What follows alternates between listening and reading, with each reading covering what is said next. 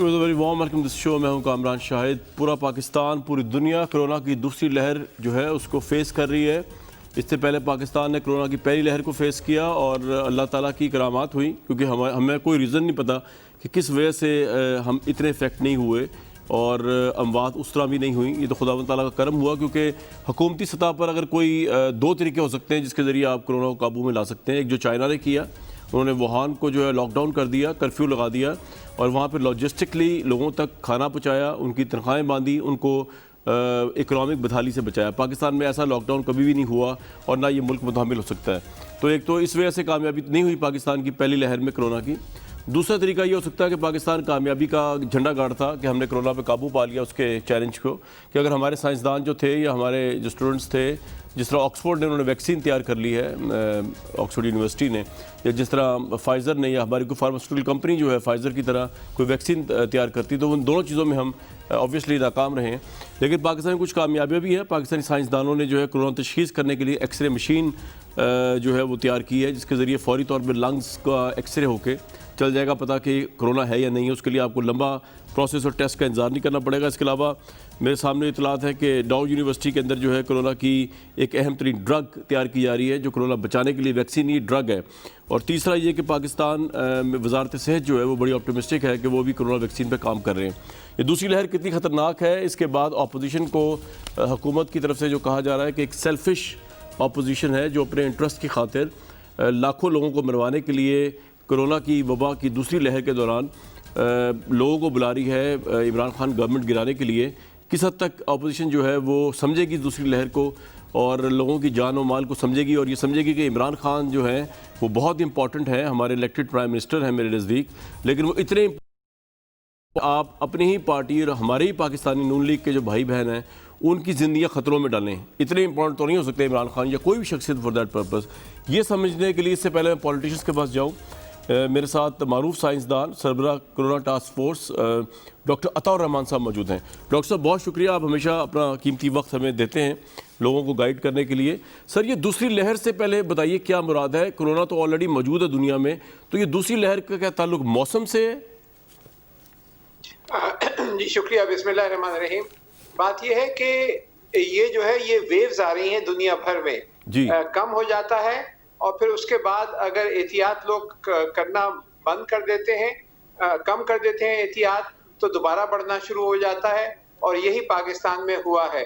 तो ये जो है ये कंटिन्यूअस फिनोमिना है कि पहले जो आया उसके बाद एहतियात करी, लॉकडाउन किया, उसके बाद उसकी वजह से कम हो गया, फिर एहतियात जो है वो कम हो गई, जिसकी वजह से दोबारा काफी तेजी से इसका मौसम से कोई ताल्लुक है दूसरी लहर का? या मौसम हो सकता है, लेकिन ये जरूरी नहीं है कि मौसम से ताल्लुक हो। ये साबित नहीं हुआ कि मौसम से ताल्लुक है। ये पहली सर्दियां हैं इस खित्ते में जिसके थ्रू ये गुजर रहा है। हो सकता है, लेकिन कोई साइंटिफिकली साबित नहीं हुआ, क्योंकि जब पहली वेव आई थी तो कुछ इलाकों में सर्दियां थी, तो उसमें सर्दी से बराह रास्त टेम्परेचर से ताल्लुक नहीं देखा गया, और जब गर्मी आई तो लोगों का ख्याल था कि गर्मियों में खत्म हो जाएगा, तो वो भी असर नहीं हुआ। लेकिन इसमें एक खास बात यह है कि ये म्यूटेट कर रहा है, इसमें इसके स्ट्रक्चर में तब्दीलियां आ रही हैं।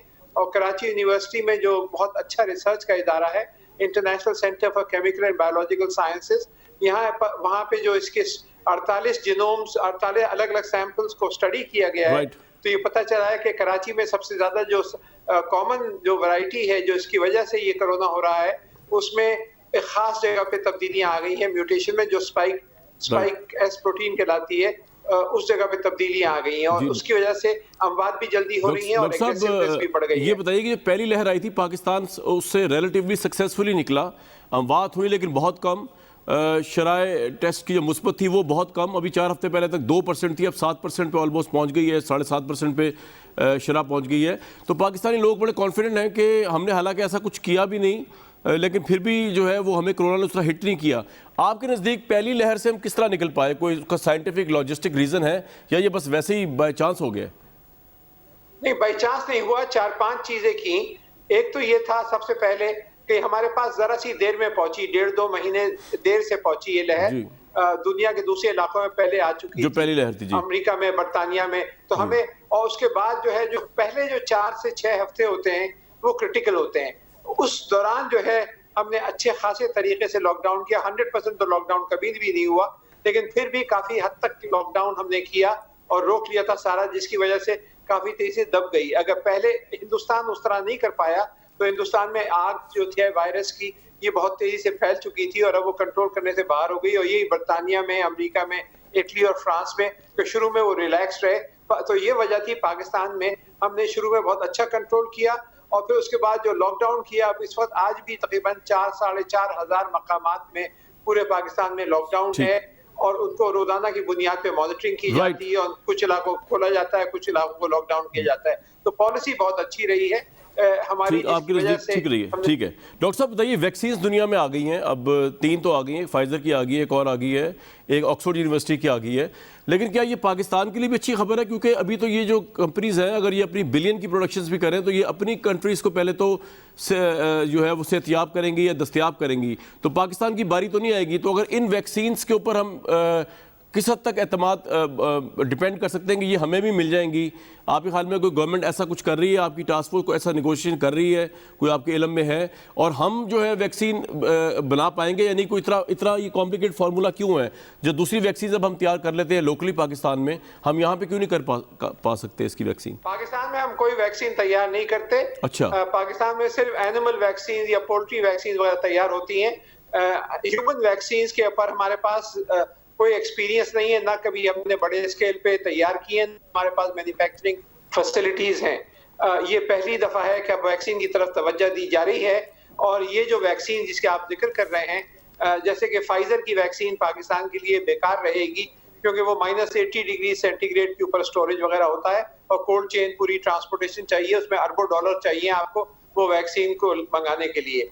लेकिन जो एस्ट्राजेनेका की जो वैक्सीन है, ऑक्सफोर्ड यूनिवर्सिटी और एस्ट्राजेनेका के साथ ये नॉर्मल टेम्परेचर पे फ्रिजेस रेफ्रिजरेटर के टेम्परेचर पे इसको ट्रांसपोर्टेशन कर सकते हैं या कोल्ड में, तो ये हमारे लिए सूटेबल है। और दूसरी जो चाइनीज वैक्सीन 2 के ट्रायल हो रहे हैं, एक जो है वो पाकिस्तान में कराची के इदारा international centre for chemical biological sciences में इंडस हॉस्पिटल के साथ सीनोफार्म के साथ मिलकर ट्रायल हो रहा है। अच्छा। और दूसरा कैंसिनो बायो है जो NIH के साथ ट्रायल हो रहे हैं और ये दोनों वैक्सीन जो है बहुत कामयाब रिजल्ट्स आ रहे हैं और पाकिस्तान में इनके साथ अरेंजमेंट्स भी हैं कि ये हमें मुनासिब दामों में और बड़ी मिकदार में प्रेफरेंशियली देंगे क्योंकि हम इनके साथ मिलकर ये डेवलप कर रहे हैं। चाइनीज वैक्सीन उतनी ही डिपेंडेबल और उतनी ही क्रेडिबल होगी जितनी कि वेस्ट की वैक्सीन है? जी बिल्कुल, अभी तक जो रिजल्ट्स हैं उसमें वो कोई उनमें कमी नहीं है, बहुत अच्छे रिजल्ट्स आ रहे हैं। अभी तक रिलीज नहीं किए इन्होंने रिजल्ट्स, लेकिन जो अनऑफिशियल रिजल्ट्स हैं वो उसी तरीके से हैं जो कि 95% या उससे प्लस सक्सेस रेट इनमें महसूस हो रहा है कि होगा। लेकिन जब ये कंपाइल कर लेंगे और अनाउंस करेंगे जब जाके सही पता चलेगा। लेकिन generally these are excellent. Doctor साहब, मेरे सामने एक और खबर है कि डाउ यूनिवर्सिटी ऑफ हेल्थ साइंसेज जो है उन्होंने दावा किया है कि कोरोना में जान बचाने वाली CIVIG का कामयाब क्लिनिकल ट्रायल जारी है। क्या ये बात दुरुस्त है? हम ये एक्सपेक्ट करें कि वैक्सीन को चले एक मिनट में साइड पर रखें, जो लोग कोरोना से इफेक्ट होते हैं उनके लिए ड्रग की तैयारी के फाइनल मराहिल में है डाउ यूनिवर्सिटी?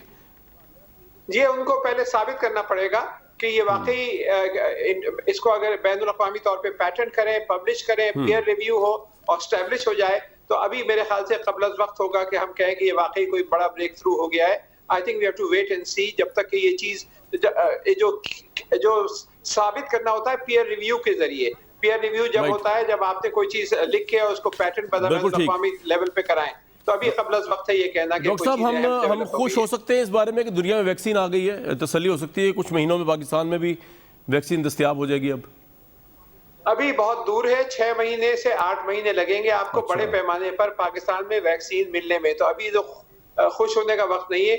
प्रोबेबली अप्रैल और जून के दरमियान आपके पास वैक्सीन मुहैया होनी शुरू होंगी और अभी जब तक आपके पास इस वक्त एहतजाजी तहरीकों और इज्तिमात का मौसम चल रहा है।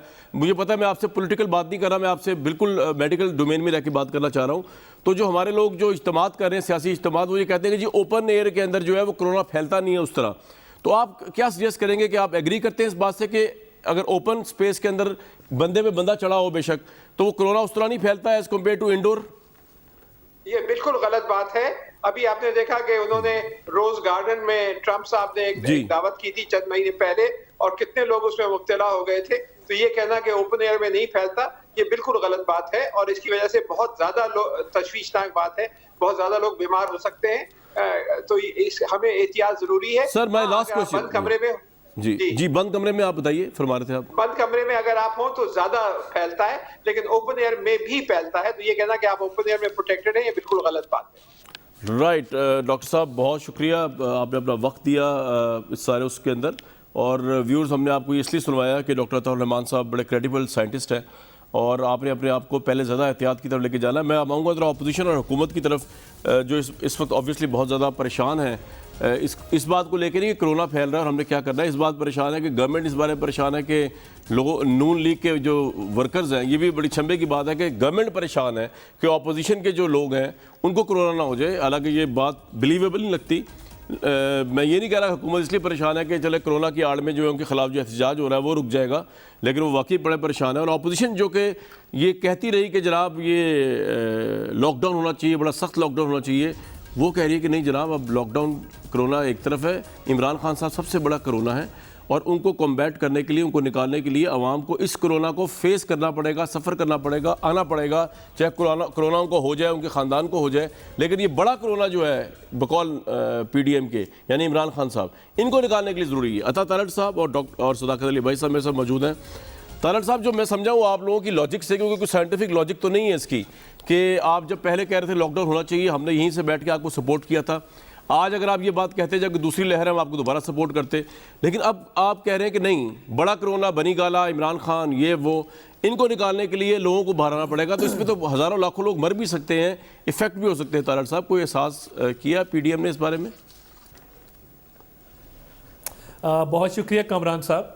बात यह है कि पिछली दफ़ा इन्होंने मईशत की ज़बू हाली, मईशत की तबाही, उसको जस्टिफाई करने के लिए कोरोना के पीछे छुपने की कोशिश की। हालांकि कोरोना शुरू होने से पहले ये ग्रोथ को मनफी में ले जा चुके थे। सही। इकोनॉमिक सर्वे ऑफ पाकिस्तान एक खौफनाक पिक्चर पेंट करता है, ये आप सही कह रहे हैं, हमारी इकोनॉमिक कंडीशंस की। बिल्कुल। पाकिस्तान की मईशत पूरे साउथ एशिया की कमज़ोर तरीन मईशत है और अगर आप कंपेयर करें बाकी ममालिक के साथ तो अभी कोई आइंदा मुस्तकबिल के अंदर कोई सूरत नज़र नहीं आती बेहतरी की। अब मैं आपको मामला बताऊं, भूख का मामला गुर्बत से भूख की तरफ जा चुका है। अगर आपने USAID की रिपोर्ट देखी हो जिसके अंदर दर्ज है कि पाकिस्तानी पूरी पॉपुलेशन का 20% अंडर नरिश्ड है, यानी लोग मुफलिसी की वजह से भूख में मुब्तला हैं। पाकिस्तानी पूरी जो आबादी है उसका 20%। अब ये भूख की तरफ मामला जो गया है ये ओवरनाइट तो नहीं गया।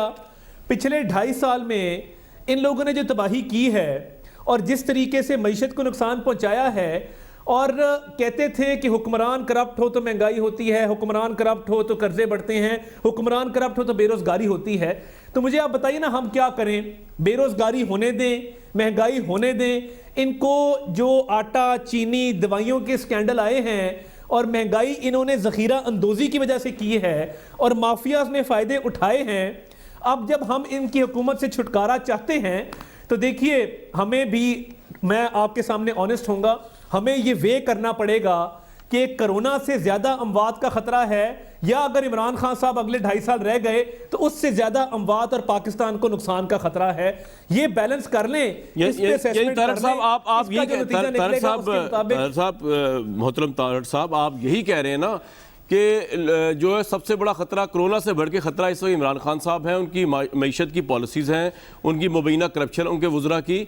तो इसलिए लोगों को इस रिस्क में डालने की जस्टिफिकेशन है कि वो बाहर आएँ, फैमिलीज़ के साथ आएँ, जलसे अटेंड करें, बच्चे आएँ, औरतें आएँ, बूढ़े आएँ, जवान आएँ, पूरी अवाम आए ना, ताकि इनकी गवर्नमेंट जाए, लाखों का मजमा हो और वो खड़ा होकर कहे कि जी आप जाएं, और फिर वो खड़े रहे ताकि प्राइम मिनिस्टर को जाना पड़े। तो आप यही कह रहे हैं कि ये मेडिकली एंड साइंटिफिकली स्पीकिंग ये ज़्यादा बड़ा खतरा है इमरान खान, यानी एक शख्स इतना इंपॉर्टेंट है। एक तो जी देखिए, एक तो था ना स्मार्ट लॉकडाउन, ये स्मार्ट कोरोना है। आप अगर सदाकत अली अब्बासी साहब की 2 दिन पुरानी वीडियो देखें, ये हुकूमती उहदेदार हैं, ये एक जगह मीटर का इफ्तिताह करने गए, लोगों को गले मिल रहे हैं, लोगों को पब्लिकली मजमा इकट्ठा करके गले मिल रहे हैं, इनको दिखाया जाता है गाड़ी से उतरते हुए, लोगों को बगलगीर होते हुए। और देखिए फिरदौस आशिक अमान साहिबा जहां जाती हैं, हुकूमत क्या एग्जांपल सेट कर रही है, मजमा इकट्ठा करती हैं। और क्यों गई? क्योंकि एक दिन पहले शहबाज गिल गया था, आपस की लागतबाजी, मैंने गुजरांवाला जाना ही जाना है, मेरा डिवीजन है, वहां पे जाके मजमा इकट्ठा करती हैं। बुजदार साहब रोज मजमे इकट्ठे करते हैं। तो बात यह है कि तारड़ साहब आप ठीक है, आपका पॉइंट आ गया, ठीक है सर, आपका पॉइंट आ गया। लेकिन पॉइंट ये कि अगर ये काम गलत कर रहे हैं, इसका मतलब ये नहीं कि आप भी अंधी तकलीद के अंदर कुएं में छलांग मार दें। एक बात तो ये, लेकिन मैं आगे जाऊंगा सदाकत अली भाई साहब के पास। अब्बासी साहब, बात ये है कि आप मेरे भाई हैं, बड़े काबिल मोहतरम, लेकिन आपके मुंह से अच्छा नहीं लगता लॉकडाउन की गुफ्तगू करते हुए, क्योंकि आप लोगों ने उस वक्त लॉकडाउन नहीं किया, आप लॉकडाउन के हमेशा खिलाफ रहे। आप 1.5 हफ्ते पहले तक इसी कोरोना की लहर के अंदर प्राइम मिनिस्टर को जब सूट करता था फैसलाबाद में, उन्होंने जलसा भी किया, ताजरों को बुलाया।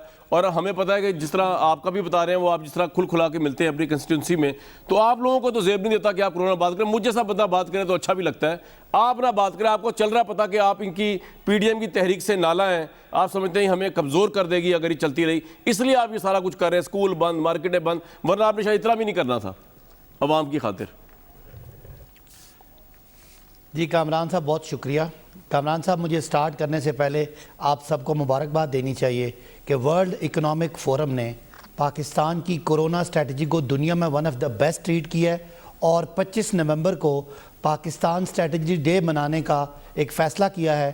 जो मर्ज़ी ये बेचारे कहें, हुकूमत जो हमारी अपोजिशन वाले, उन्होंने ये फ़ैसला किया है कि दुनिया को कहेंगे कि पाकिस्तान को जिस तरह पाकिस्तान ने NCOC बना के एक प्रोफेशनल इदारा बनाया और कोरोना के बारे में लेटेस्ट सर्वे नेशनल और इंटरनेशनल को कंपेयर करके स्ट्रेटजी बनाई, जिस तरह पाकिस्तान ने मुख्तलिफ फेडरेटिंग यूनिट्स को इंगेज करके पूरी मुल्की सतह पर स्ट्रेटजी बनाई और डे टू डे मैनेज किया, जिस तरह पाकिस्तान ने एहसास प्रोग्राम के ज़रिए लोगों को इसके माशी इम्पैक्ट पे गुर्बत को बचाया, और जिस तरह पाकिस्तान ने स्मार्ट लॉकडाउन की एक स्ट्रेटजी इंट्रोड्यूस की दुनिया में, वो पूरी दुनिया मोतरफ है। क्या कहते ना जाने ना जाने वो क्या है वो ना क्या कहते हैं, बाग तो सारा जाने, जाने ना जाने, गुली ना जाने, बाग तो सारा जाने है जी, बाग तो सारा जाने है। पूरी दुनिया इमरान खान की और पाकिस्तान की तारीफ कर रही है, और चंद लोग जो रह गए हैं इस वक्त पाकिस्तान में 2,5-3 हज़ार बंदा जो इकट्ठा कर सकते हैं पेशावर में, वो अगर ऐसी बातें करेंगे तो वो फिर आपने खुद ही लाफिंग स्टॉक बनेंगे दुनिया के सामने। अब मैं आपकी जो तनकीद है उस पर डायरेक्ट आता हूँ। जाहिर है मेरे भाई को स्मार्ट दिमाग भी होता है। एक वक्त में कोरोना बढ़ रहा था, पीक पे जा रहा था, उस वक्त की और स्ट्रेटजी थी। जब कोरोना नीचे चला गया, उसकी और स्ट्रेटजी थी। हमने फटाफट जो दुनिया ने तारीफ की, हमने तामीराती कंस्ट्रक्शन इंडस्ट्री को खोला, हमने जिस तरीके से रेस्टोरेंट्स को मैनेज किया, हम जिस तरीके से बाकी इंडस्ट्री को मैनेज किया, वो उस वक्त कोरोना नीचे आ रहा था। ये जो आप मिसालें दे रहे हैं, ये कोरोना के कम होने की हैं। आज अल्लाह बचाए सारे पाकिस्तान को, बहुत तेजी से ये फैल रहा है। तो आप जो बगलगीर हो रहे हैं, तारड़ साहब कह रहे हैं आप कुछ दिन पहले गले जफ्फियां डाल रहे थे अपने हल्के के लोगों को बगैर मास्क के। नहीं, वो तारड़ साहब वो बंदों का एक जगह पे इज्तिमा था, वहाँ की बात करें। पुरानी एक वीडियो चल रही है, तो चलें, वो मेरा नहीं ख्याल कि मैं यहाँ अपनी बात करूँ। बात कहने की ये है कि 300 तक का ओपन एयर में इज्तिमा की इजाज़त थी इससे पहले, जब वज़ीर-ए-आज़म ने 150-200 जो आपके एक्सपोर्टर्स थे और आपके टेक्सटाइल प्रोड्यूसर्स थे, उनको मराहत का ऐलान किया। और जो पाकिस्तान में दबी हुई एक्सपोर्ट है नवाज शरीफ नाकाम पॉलिसियों की वजह से। लेकिन मुझे अब्बासी साहब एक बात बताएं, अगर ये तो एडमेंट है, ये कह रहे हैं कि आप सर, मैं आपकी वो तारीफ भी आ गई वर्ल्ड इकोनॉमिक फोरम की। देखिए, हमने आपकी तारीफ सुनी, गवर्नमेंट की तारीफ की, आपकी खैर मुबारक दी आपको, पूरी दुनिया कर रही है ना। मैंने मुझ जैसा जो है हर दुनिया कर रही है ना, आपको भी कुछ होना चाहिए। सर सुन तो लें, मुझ जैसा हर हुकूमत मुखालिफ एंकर जो है आपको अप्रिशिएट कर रहा है इसके ऊपर। और बताया मैं क्या करूं, भला मुझे उससे आगे भी तो चलना है ना भाई साहब, थोड़े और भी स्ट्राइक रियलिटीज आपको थोड़ी बता दूं। अब आप मुझे ये, हाँ जी, अब आप ये करें, आप हकीकत बताएं कि क्या कोरोना मेडिकली हकीकत है। मैं बता चुका हूँ यार, अभी अताउर रहमान साहब को मैंने जो बुलाया था, अब्बासी साहब लगता है आपने प्रोग्राम का पहला हिस्सा नहीं देखा। ये जो बातें कर रहे हैं वो ठीक है, लेकिन मैं आपसे सवाल मेरा अगला है, ये जो आप बताएं इनको मुंह पे ना, बता रहा हूँ। तारड़ साहब जैसा पढ़ा लिखा बंदा अगर ऐसी बातें करेगा तो हमें अफसोस नहीं होगा। इस वक्त आप लोगों को मना करें, घर से बाहर ना निकलें, एहतियात करें। ये कहते हैं बाहर आए, फिर बाहर बंदे कितने आते हैं। कल पेशावर में 2-2.5 हज़ार बंदा निकला। उससे बजाय कि आप कोरोना फैलाने का बायस बने।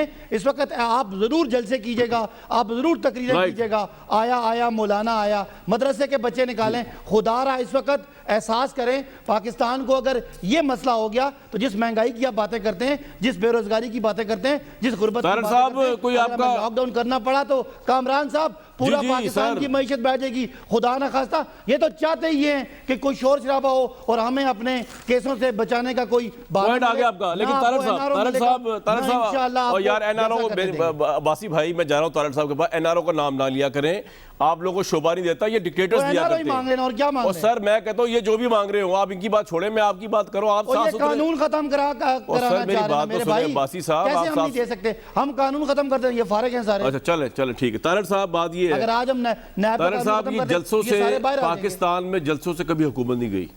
और मैं भी शामी साहब को सुन रहा था और मेरी नॉलेज में उन्होंने इजाफा हमेशा करते हैं और वो सही फरमा रहे थे। भुट्टो साहब की गवर्नमेंट भी जो गई वो एक बहुत बड़ी एजाजी तहरीक थी जो आपकी नहीं है ऑब्वियसली, वो जो उस वक्त चल रही थी।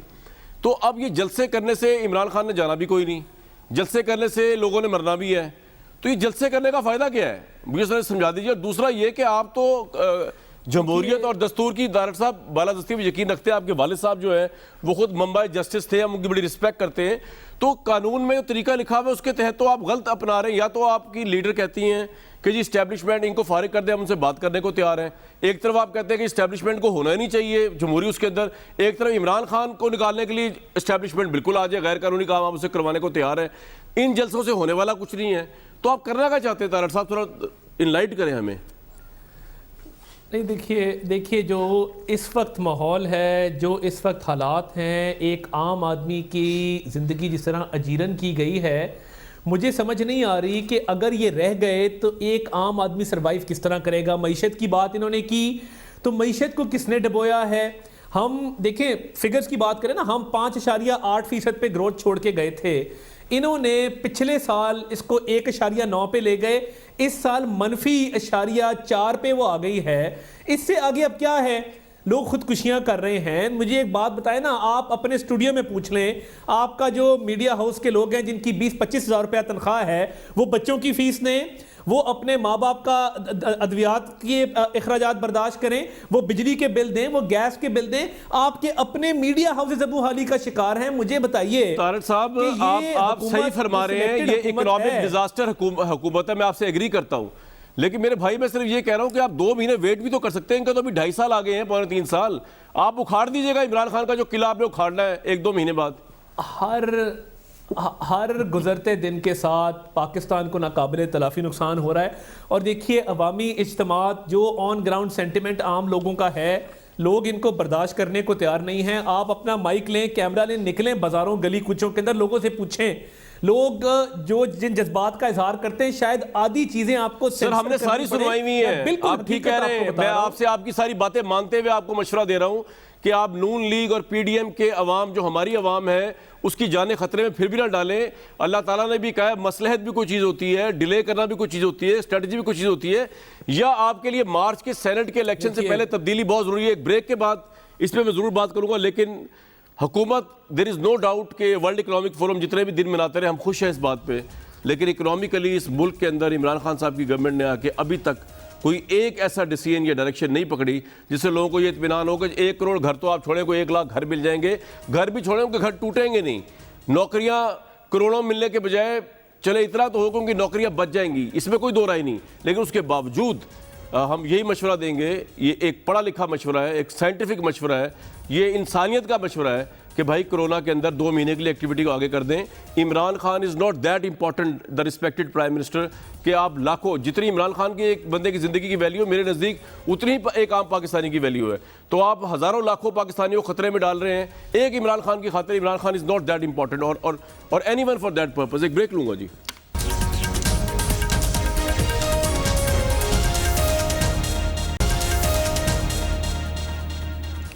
ये जब कौम क्राइसिस से गुजर रही हो, इकोनॉमिक क्राइसिस है, कोरोना क्राइसिस है, तो उस वक्त होता ये है कि सारी कौम यकजहती का सबूत पेश करती है, मुत्तहद हो जाती है। लेकिन यहाँ पे हुकूमत और अपोजिशन दोनों एक दूसरे के जो ज़ख़म एक दूसरे को लगाएं उन पर मरहम रखने को तैयार नहीं है।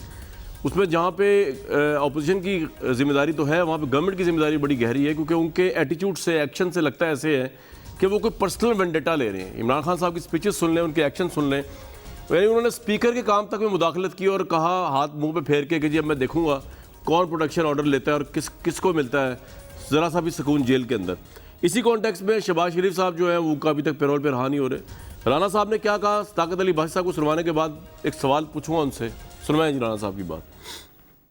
माँ के रिश्ते से बड़ा रिश्ता दुनिया में क्या हो सकता है, और इस रिश्ते के जुदा होने से बड़ा दुख क्या हो सकता है। ऐसे मौके के ऊपर भी अगर कोई आदमी जो है वो अपने इंतकाम को जो है वो बुरुए कार रखता है तो ये बदकिस्मती है। ये हुकूमती टोला जो है इसकी आप सफाकियत देखें, एक गैर इंसानी सोच देखें। ऐसे मामलात में इतना गिर सकता है। अगर ये जेल में भी रखेंगे और सिर्फ जनाजे के टाइम पे जो को जनाजा पढ़ने की इजाज़त देंगे या नहीं भी देंगे तो फिर भी जो है ये वक्त गुजर जाएगा। इनका ये घटिया इंतकामी रवैया जो है वो इस मुल्क की सियासत में ऐसे जहर को और ऐसे इंतकामी असरात को जो है वो छोड़ जाएगा। ये इतना भी कोई गिर सकता है अपने इंतकाम में, अपने घटियापन में। जनाब ये सफाकियत छोड़ दें अब्बासी साहब, कभी आप मरियम नवाज साहिबा की दादी की खबरों को तक नहीं पहुँचाते, डिले कर देते हैं, कभी आप पैरोल पे रिहाई को डिले कर देते हैं। तो ये इतना आपने नफरत के बीच बो दिए कि अपोजिशन कह रही है मरने मारने पे कोरोना होगा हम पहुंचेंगे।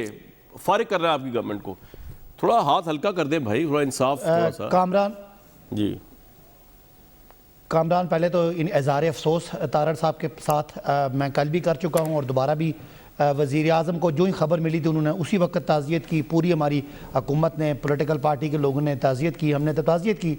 लेकिन जब भी मरियम साहबा का पहला ट्वीट आया वहाँ से भी पहली बात जो नज़र आई कि उनको अपनी दादी अम्मा की जो रहलत है उस पर भी उनमें सियासत छाई हुई थी कि हुकूमत ने जुल्म कर दिया, मुझे इतला नहीं दी।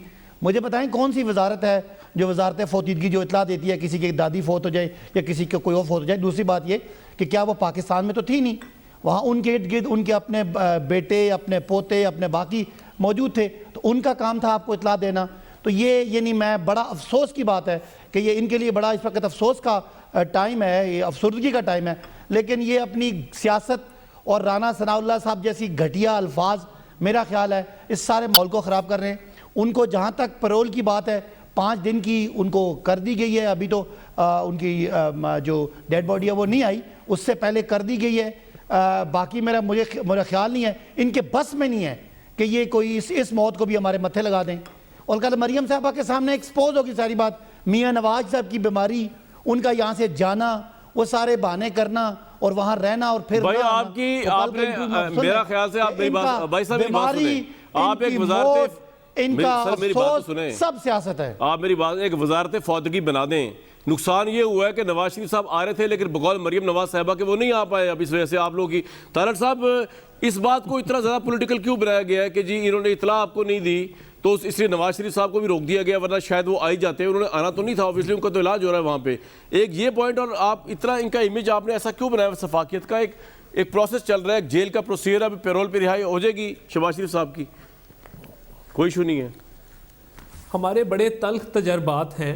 जब मोहतरमा कुलसूम नवाज साहिबा बीमार थी, शदीद अलील थी, वेंटिलेटर पे थी, तो आज जो गैर सियासी चेयरमैन PTV तैनात हुए हैं नईम बुखारी साहब, उन्होंने क्या मुगलजात बके थे मैं वहाँ यहाँ रिपीट भी नहीं कर सकता। घटिया जो लफ्ज़ इस्तेमाल किया मैं तो नहीं करता, घटिया जो लफ्ज़ इस्तेमाल किया मेरे भाई और बड़े मोहतरम भाई सदाकत अब्बासी साहब ने, घटिया भी लफ्ज़ उसके सामने छोटा पड़ जाता है। राना साहब इन्होंने बंदे भिजवाए, नहीं मैं वही कह रहा हूँ ना, वो घटिया जो आप एक लफ्ज़ घटिया मैं इस्तेमाल नहीं करता होता हूँ। बहरहाल आपने कहा मैं तो मुगलजात जो बके नईम बुखारी साहब ने, और इन्होंने ICU के अंदर लोगों को भिजवाया। उन्होंने कहा जी खोलो ICU, दिखाओ कहाँ है मोहतरमा कुलसूम नवाज साहिबा। और इन्होंने कहा कि ये इलेक्शन स्टंट है, ये उठेंगी बैठेंगी और ये ठीक हो जाएंगी, और ये सिर्फ पब्लिसिटी हासिल करने के लिए, हमदर्दी हासिल करने के लिए उनको जाली वेंटिलेटर पे रखा गया है। हम उस कर्ब से गुजरे हैं, हमने अपने लोग दफनाए हैं और इस तकलीफ दे माहौल के अंदर दफनाए हैं। इनसे पूछें, इनका लीडर लाहौर की गालिब मार्केट में लिफ्टर से गिरा था और मेरा लीडर शौकत खानम उसके कमरे के बाहर जाके खड़ा हो गया था। और हमने इस मुल्क के अंदर जो नॉर्म्स कायम किए हैं, इनके साथ रवादारी के, कुछ चीज़ें सियासत से बालातर होती हैं। मुझे जब इतला मिली, मैं पहला शख्स था जिसने मीडिया पे इसको ब्रेक किया, इसकी तस्दीक की, इस फौतगी की। मगर मरियम नवाज शरीफ साहिबा को मेरा मैसेज 5:30 पे डिलीवर हुआ, क्योंकि पेशावर में गवर्नमेंट ने इंटरनेट और लेकिन फोन तारड़ सर्विस साहब, बंद की हुई थी। इंटरनेट अगर बंद था तो ये सोशल फीड और जो मीडिया की फीड किस तरह आ रही थी? हम भी तो इंटरनेट के जरिए चलते हैं ना। मैं अर्ज करता हूं, हम लाइव मैं अर्ज करता हूं जो डीएसएनजी, मैं अर्ज करता हूं जो डीएसएनजी ओबी वैन्स थी, उसमें सिर्फ वहां से ट्रांसमिट हो रहा था एक और लोकेशन पे और वहां से लाइव जा रहा था, कोई चीज रिसीव नहीं हो रही थी। इवेंचुअली जब थोड़े सिग्नल आए, मीडिया की वैन के जरिए पता लगा और मरियम औरंगजेब साहिबा को बताया गया, उन्होंने मरियम नवाज शरीफ साहिबा को बताया। 2.5 घंटे की ताखीर के बाद आप किसी के शहर में गए हैं, आपकी हुकूमत है, कि आपका फर्ज नहीं है कि ये इतना कम से कम इंतजामिया को पहुंचा दें, जो स्टेज की इंतजामिया है, अब आप इसको छोड़ भी दें। क्योंकि अब जो मैं आपके बयान सुन रहा हूं आपकी पार्टी के ना, उसके बाद तो लग रहा है कि ये इतनी शफाफ गवर्नमेंट है कि अब नवाज शरीफ साहब कभी भी वापस नहीं आएंगे, क्योंकि उनको तो इंसाफ मिलना नहीं है। यही ऐसा ही है ना।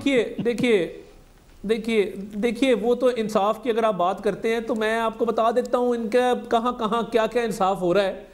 यानी इनका फॉरेन फंडिंग अकाउंट, आप कोई बात ना करें इस मुल्क के अंदर, हम जबान सीलें। फैसल वाडा, उसके खिलाफ एविडेंस है, क्यों उसकी हियरिंग नहीं होती इस्लामाबाद हाई कोर्ट में? मैं बिल्कुल कंटेम्प्ट नहीं करना चाहता, हमारी डे टू डे हियरिंग्स हो, हमारे लोगों को उल्टा लटका दें।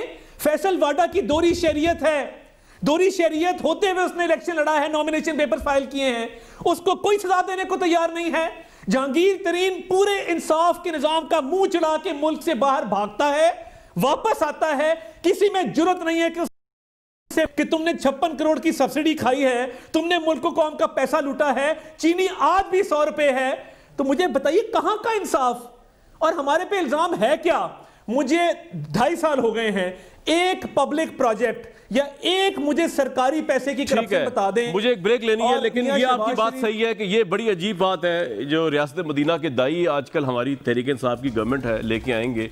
तारड़ साहब की सारी बातों से मैं एग्री नहीं करता, लेकिन ये बात उनकी बिल्कुल सही है कि इमरान खान साहब, अगर नवाज शरीफ साहब के ऊपर इल्ज़ाम लगे उनकी पार्टी पे कि नलका चोरी हुआ है गली में, तो वो भी अवामी फोरम पे, नेशनल फोरम पे आके ऐलान करते हैं कि ये चोर है। लेकिन जहांगीर तरीन साहब के मुतालिक, मैं ये नहीं कह रहा वो चोर है जहांगीर तरीन, मैं ये नहीं कह रहा, लेकिन जहांगीर तरीन साहब के मुतालिक जो बताया गया उनकी अपनी शूर कमीशन रिपोर्ट के अंदर, उसको लेकर तो इमरान खान साहब के लब सिले हुए हैं। कोई क्रिटिसिज्म का छोटा सा सी भी उनके मुंह से नहीं निकलता। ये रियासत मदीना नहीं है, ये नेपोटिज्म है। एक ब्रेक लूंगा जी।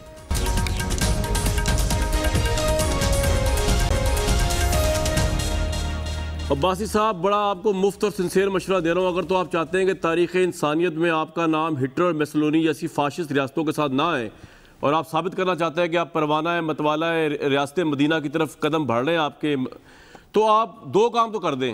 एक, फॉरेन फंडिंग केस के ऊपर स्टे लेना छोड़ दें ताकि दूध का दूध पानी का पानी हो जाए, क्योंकि रियासत मदीना में या किसी मुल्क के अंदर, सिविलाइज मुल्क में इस तरह के स्टेज नहीं होते।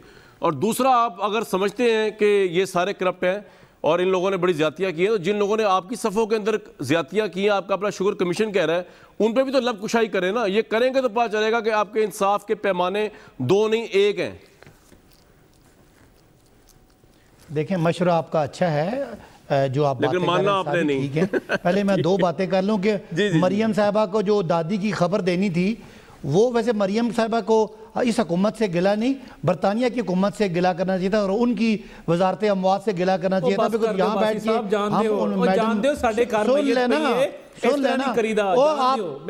सुन तो ले करे ना, किसी के घर मैयत पड़ी हो उसको इस तरह नाक नहीं चढ़ाते, मेहरबानी करें ना, हमारे कोई इंसानी इक़्तिदार भी है, जान दो, चलो वन बाय वन, जान दो प्लीज। आपकी बारी आएगी जी। साहब 30 सेकंड आपके पास, मेरे सवाल का जवाब तो आपने देना नहीं, आप कसम खा के आए। उनकी मौत को पाकिस्तानी हुकूमत कैसे तस्दीक कर सकती थी? वो बरतानिया की हुकूमत कर सकती। दूसरी बात ये कि इनके बकौल सिग्नल्स नहीं आ रहे थे। वो जो हिना परवेज भट्ट साहिबा साथ साथ से ट्वीट कर रही थी, उनका ट्वीट का टाइम चेक करें, वो मरियम साहिबा के साथ थी। खुदारा मैं कहता हूँ मियाँ साहब शेर हैं, शेर बने। उनके वालिद साहब की जब डेथ होती है तो वो लंदन में, वो सऊदी अरब में बैठे रहे। ये हमारी रवायात नहीं है। और अगर वो उन्हें कहें शेर बने, इधर आए, अगर वो तारड़ साहब तो बन जाए शेर, भेज दें। देखिए हमारी रवायात नहीं है। तारड़ साहब, अब अगली बात ये नहीं, अगली बात छोड़ दो तारड़ साहब, भाई साहब वो टाइम निकल गया ना। तारड़ साहब शेर बन जाए, आ जाए वापस, उड़ा के रख दे। पहली शेर पहले भी वापस आया था, सबको खा गया था। बात यह है कि ये पहली मर्तबा नहीं है, इस तरह के केसेस तैयारा साजिश केस भी हमारे पे बना था। तो हम वापस आएंगे। एक बात मैं बता दूं, ना शहजाद अकबर को, ना शहबाज गिल को, ना जहांगीर तरीन को, ना इमरान खान को, ना इनके हवारियों को एनआरओ नहीं मिलेगा। और इमरान खान साहब अगर 2 दिन जेल में गुजार गए तो मैं अपना पार्टी से इस्तीफा दूंगा। भाई वो जेल में जाएंगे, आप अच्छी अच्छी बातें करें, हमारे प्राइम मिनिस्टर को आप जेल भेज रहे हैं। उनको बुलाएं, जनाजे में आप भी हैं, हम भी आते हैं, उनको भी बुलाएं। आए गए वो नहीं क्या बात हुई? देखिए ना, बात ये है कि जितने इन्होंने पब्लिक मनी को लूटा है और जिस तरह माफिया को परवान चढ़ाया है, से डर रहे हैं। नहीं शेर तो शेर आएगा। आप तब मुशर्रफ से डरते नैब वैसे ही खत्म हो गया है, नैब अब काम नहीं कर रहा। आपने जो एंटी करप्शन और FIA को छोड़ा है वो इसलिए छोड़ा है कि नैब अब पीछे बैक सीट पे चला गया। शेर पहले ऐसा वो खा गया था, शेर के मुंह को लगा हुआ खून। आप ना बुलाएं भाई साहब, पता चले आपको, आप भी फारिग हो जाएं। शेर को ना बुलाएं आप, शेर इस वक्त रिवेंज मूड में है। भाई मुल्क में अदलिया आजाद है, अगर कहीं हम अदलिया तो आजाद है, लेकिन आप दोनों से मुझे इस लिहाज से थोड़ी डिसअपॉइंटमेंट हुई। मेरे दोनों मौजूद आपने मेरे दोनों ने 2 इंपॉर्टेंट सवालों के जवाब नहीं दिए। गारंटी छोड़े सर, आप छोड़ें। गारंटी आपसे मांगी थी फॉरेन फंडिंग केस पे और जहांगीर तरीन साहब का क्या होगा, उस पर आपने ऐसा घुमाया है कि यू टर्न भी छोटा पड़ गया। Big U turn, Z turn कोई टर्म होनी चाहिए। और तारड़ साहब ने भी इसका जवाब नहीं दिया कि जनाब इमरान खान साहब इतने इंपॉर्टेंट हैं एक आम पाकिस्तानी से कि उनको निकालने के लिए जो है आप लाखों लोगों को मरवाना चाह रहे हैं जलसों में लाके। इन दोनों सवालों का जवाब दोनों ने नहीं दिया। इन दोनों से बड़ी माजरत, और अपना ये ख्याल रखें और आप भी व्यूअर्स भी दीजिए कल तक इजाज़त।